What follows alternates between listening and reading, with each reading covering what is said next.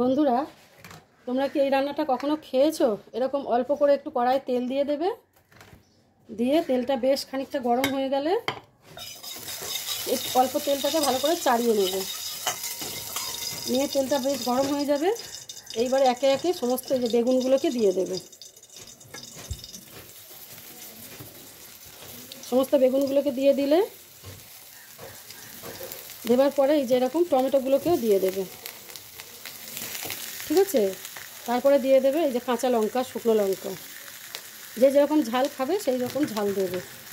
আর দেবে মেন উপকরণ হচ্ছে এই যে রসুন, এরকম 4-5টা রসুন এরকম সাইড দিয়ে দিয়ে দেবেন। দেওয়ার পরে একটু সামান্য নুন ছড়িয়ে দেবে, দিয়ে এরকম ধনে পাতাও দিয়ে দেবে ওর মধ্যে। দেওয়া হয়ে গেলে এবার চাপা দিয়ে দেবে আস্তে আস্তে। এবার ঢাকাটা খুলে বেগুনগুলো তো একদম সিদ্ধ হয়ে গেছে, এইবারে এটাকে ভালো করে ঘেটে দিতে হবে। এটা গরম ভাতের সাথে খেতে যা লাগবে না, এই বেগুন ভর্তাটা না খেলে কিন্তু বুঝতে পারবে না। ভালো করে এরকম করে ঘেটে এটাকে ম্যাশ করে দিতে হবে পুরো।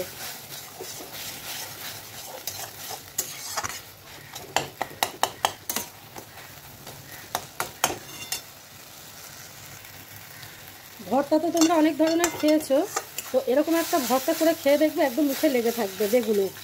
আর টমেটোটাকে জানেন তো, অনেক গ্রামের ভাষায় টক বেগুন বলে। এমনি বেগুন আর টক বেগুনের এই ভর্তা একদম গরম ভাতে জাস্ট জমে যাবে। আপনারা করে খেয়ে দেখবেন, আর কিচ্ছু লাগবে না এইটা দিয়ে। ফাটাফাটি একটা কিন্তু পদ এটা। ভালো করে এটাকে রসটা পুরো মারতে হবে, এরকম ঘেটে ঘেটে কড়াইয়ের মধ্যেই, যেরকম আলুর চোখা করেন আপনারা সেই রকমই কিন্তু আলুর চোখার মতো করেই এরকম করে ভালো করে নাড়তে হবে খালি, আর রসটাকে টানাতে হবে। একটু সময় লাগবে, 10-15 মিনিট।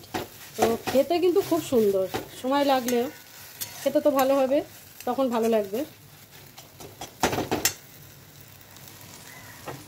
তো যারা বেগুন খেতে চায় না, এই রান্নাটা করে দেবেন তাদেরকে, দেখবেন তারা খেয়ে নেবে। আর এই পর্যায়ে একটুখানি সর্ষের তেল দিচ্ছে, তখন তো একটুখানি দিয়েছিলাম, দেখালাম। এই সর্ষের তেলে দিয়ে ভালো করে এরকম করে ভাজতে হবে জিনিসটা।